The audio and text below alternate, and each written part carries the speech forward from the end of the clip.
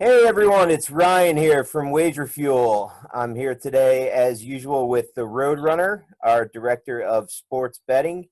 And today we're going to share with you the 8 rules to live by for sports bettors. So I've been following these rules now for about a year. I stay fast and tight with these things, and it's really helped me become more profitable. I think it could help you too. And today I'm going to have the Roadrunner here with me share with you these educational tips that really we think everyone should follow. And you're free to use these on your own or to get with us at wagerfield.com to learn more in-depth information about how you could become an educated sports bettor and where and when you do it. Okay, so I'm going to pass this off to the Roadrunner, and he's going to start with number one. So, Roadrunner, number one. Hello. Yes. Hello, Ryan. Hello, everybody. Thanks for joining in. And hopefully I can teach you guys a few things about the necessities of sports betting. Starting with number one, act the part. So what I mean by this is that in my travels of watching people bet and what games they've bet, it's totally embarrassing when you see somebody crying that they lost, breaking things that they lost, swearing that they lost, swearing at the television that they lost. And it's to the point of, you just don't look the part like you've done it before, like you're a seasoned sports bettor. And that goes for winning as well, because when people win, the first thing they want to do is brag and talk about it. When they lose, though, they may not want to talk about it. So act the same all the time. It's very important that you act the part like a professional. And, I look at Hall of Fame running backs. I'll name three of them: Sweetness Payton, Barry Sanders, and Thurman Thomas. Three individuals that score touchdowns and always just flip the ball to the referee instead of dancing and spiking it or throwing it in the stands, because they've been there before. They've done it before, and they're going to do it again. So that's the way I act in my sports betting. I don't go out there bragging of what game I have or what I won by the last hour or, anything like that. I just keep to myself. If people ask me who I like, I tell them who I like. But I never show my emotion on my sleeves. And I think that's a very, very big part of sports betting or any type of betting. It's just keep it to yourself, act professional, and you'd be surprised how that can help you in the long run, because people root against you. I know it. I've had family members root against me. And it's funny. Sometimes when I bet a game, I'll tell people I have the other team. It's just they root against me and they're actually rooting for my team. And it actually works sometimes. So act the part, be cool about it, and be a pro about it. And that's step number one. Yeah, Roadrunner. So for step number one, it's those people that are telling you about how much they're winning all the time really Absolutely. aren't winning that Absolutely. much. I guarantee it, guys. 100%. All right, number 100%. two. Setting a bankroll. Okay, how much do you want to give up? How much do you want to invest, I should say? How much are you looking to put down? And that is over the course of time.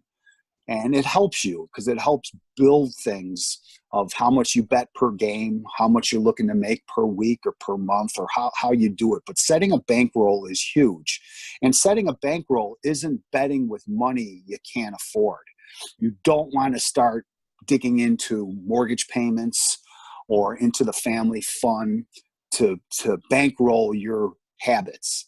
The best thing to do is save some money or have some money set aside, just like the stock market. You walk in, you write a check to the person who's going to invest your stocks, and that's your bankroll, and you work off that. So it's so important to come up with a amount that you're comfortable with, that you know it's not going to hurt you in your personal life, and that you're making a wise choice by investing money that you can afford. Huge step. So many people bet outside their means, and that's why they crash early. They don't have any money left, and it's all said and done. And I promise you, when you do run out of money, guaranteed your next 2 or 3 plays would have won. And that's the way it works. So never run out of money. Set your bankroll wisely. We can help you with that. Ask you a few questions and just get you on the right track. Yeah, and Roadrunner, I'll tell you what, man. As sports betting becomes more proliferated across the states, responsible gaming is going to be very, very important. So it's something that we take seriously here at Wager Fuel, and we want all of our folks to do the same with their bankroll. Okay, number 3. Measure unit per bet. How much are you going to bet a game? We suggest either 1, 1.5, or 2% of bankroll per game, and that's all justified on how much you come up with. So, say you want to put aside $20,000, and that's what your bankroll is to bet. Well, you're going to bet anywhere between 1%, which is $200 of $20,000, 1.5%, which is $300, or 2%, which is $400, depending how you like the game or how it's graded out, what line you get on that game. If you're getting a really good line, you may want to up your unit of measure a little bit more. But for the most part, a majority of your plays are going to be 1%.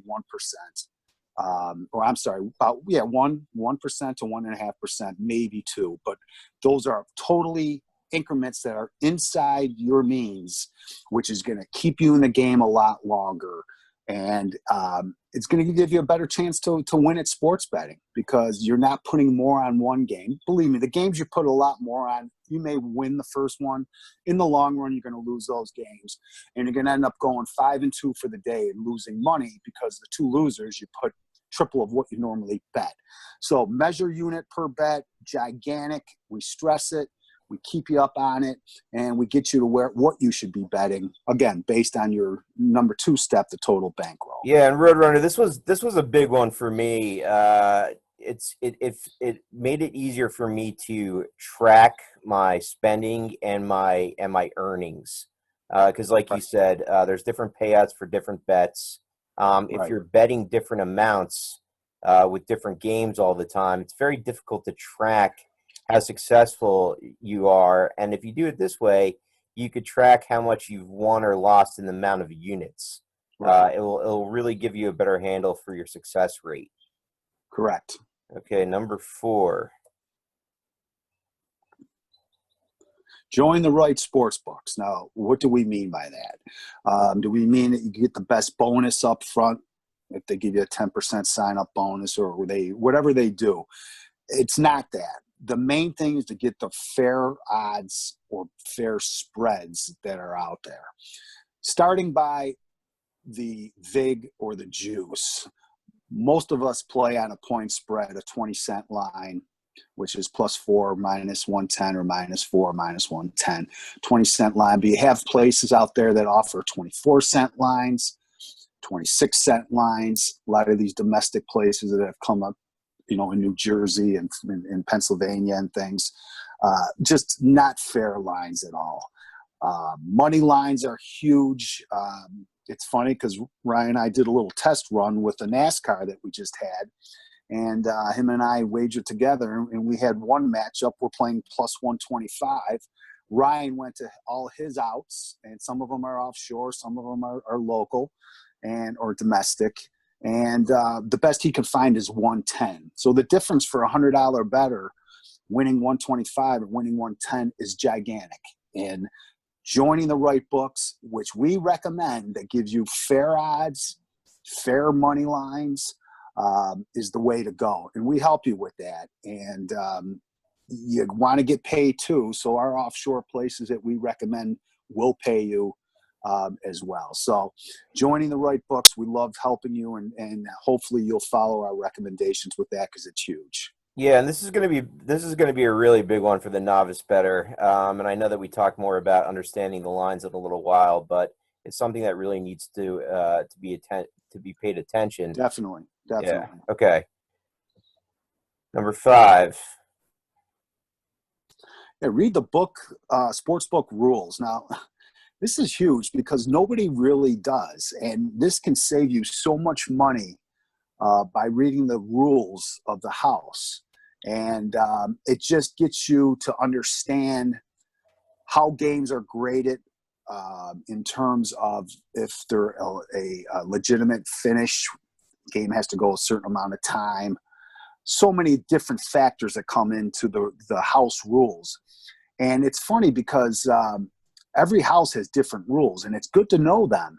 Here's a rule that nobody knows about that some books offer, and it's canceling wagers. Some books allow you to cancel wagers. If the lines and the odds are the same as your original wager, they're within the 5-minute time period, and the game hasn't started, you can cancel a bet without paying any type of buyout on the other team or any type of vig.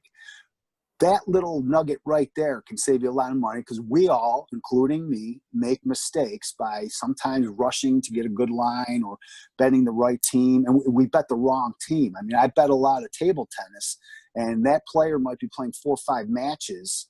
And it's like, you got to figure out these foreign names and who to bet. But you can cancel bets at certain sports books. And there's so many different other house rules they have, but read the house rules. Yeah, I had a really good one, Double R, this weekend that I thought of as a house rule. I bet a soccer match, and if I didn't know the house rules, I would have thought that the overtime scoring counted at this point. Oh, right, sure. Yeah, sure. and I mean that's gonna be one of those things that I think soccer is going to get a lot more play coming up because it's going to get more popular now, coming back quickly. And Yes. that's one of those things. It's at this book, it was regulation time play. Yeah, and that is the house rules, but there's also the sports rules, and then individual sports have their individual rules. And like Ryan said, with soccer, you can go into the soccer category and read what that all means. But the major sports of baseball, basketball, football, and hockey, there's a certain amount of time that game can go. So please read those sports and house rules. If you have questions, ask your book. You can ask us. We'll give you an opinion, but very important. Okay, number 6. Understanding the lines. Line shopping is crucial, as I explained before about the plus 125 and plus 110 in NASCAR. There's so many different lines out there jumping around, changing, but understand the lines.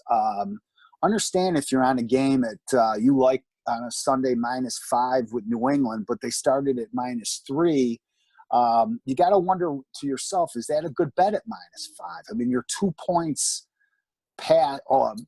to the bad of what the opening line was. Now, was there an injury? Was there weather that came into effect? Sometimes it's just a matter of money coming in or whatever reason the sports books move it to 5. But understand and look at the lines and follow them during the week. I think that's huge. A -3 on New England and a -5 on New England are two totally separate bets. Even a half point makes it a separate bet. So understand the lines. Are you betting a good line, a bad line, a recycled line that's been out there? It's so important to understand line shopping, and we guide you through that with the different sources that we have. Yeah, and RoadRunner, again, I think, man, this is going to be a big one for the new bettor. If you guys are new, which there's going to be many people that are new to sports betting as it becomes legalized in their state, let us help you with this stuff, man. Like he said, a -5 is a much different bet than a -3. And we're not just betting with, friendly bet with our buddy here that, hey, I'll take the Eagles, you take the Cowboys. There's points built in. There's, there's plus minus money. There's over-unders. There's all kinds of different things here that you can bet on. And if you know what you're doing, can help you. But if you don't, could equally hurt you. So Absolutely. Let us help you here. Okay, number 7. Refer to today's schedule. So there's so many time changes that occur in sports nowadays with the television contracts and things like that, you may think a NFL game, you don't realize it was the flex schedule and you thought it started at 4:20. It really kicks off at 1 o'clock. You miss out. Again, it's part of our proper preparation, prevents poor performance, the 5 Ps we stress. You got to know what's going on during the day. You got to know what teams are playing, what the lines are. Very important to keep up on the schedule daily, because again, this is a long-term investment we're trying to help you with, and every day is different. And to know what's happening out there with time changes, line movements, you have to know who's playing, what time, where at.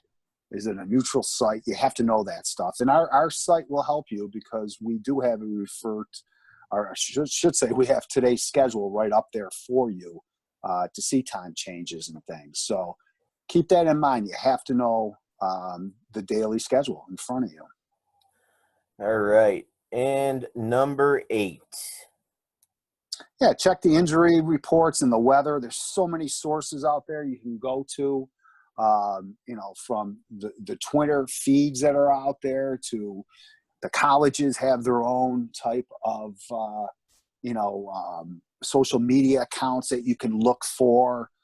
There's so many things from weather channels and things like that. Down Best Sports, I use their system. Gives you a good idea of what's happening out there. But check the injury reports and the weather reports before you start wagering on football or baseball, because so much can happen. Look at the Chicago Cubs. Sometimes you won't even see a total posted an hour before the game is starting, due to the fact that the wind's blowing out or blowing in or for whatever reason, and they don't want to post a total yet, because an hour later the wind might be totally opposite. So it's good to know what's going on, in the event you're betting sports, especially, with rain and baseball. Baseball's crazy to follow the weather, because games are canceled or they're just pushed back. Then they play double headers. You got to be up on it. We try to keep you up on it. So, Yep. check check with us too. There's high wind in a golf tournament today in Arizona, Roadrunner. The There you afternoon go. tee times will be affected. Windy and sunny, though, I'm sure, though, right? Nice and sunny and hot. Right, exactly. But windy. There you go. Exactly. All right, guys. So that's going to do it for this edition of RoadRunner and Ryan. RoadRunner, we'll see you next time. You got it. Thanks, guys and girls, for checking us out. And again, you need us for anything, email us. We're easy to talk with, and we're here to help. All right, guys, and Wager Fuel is a new website that's going to be coming to you live this summer. Wagerfuel.com is going to feature our expert advice on sports betting, and also Fantasy Fuel, which is fantasy sports. Look for it over the summer, and we will be ready for NFL season this year. So we'll see you guys down the road. Talk to you soon.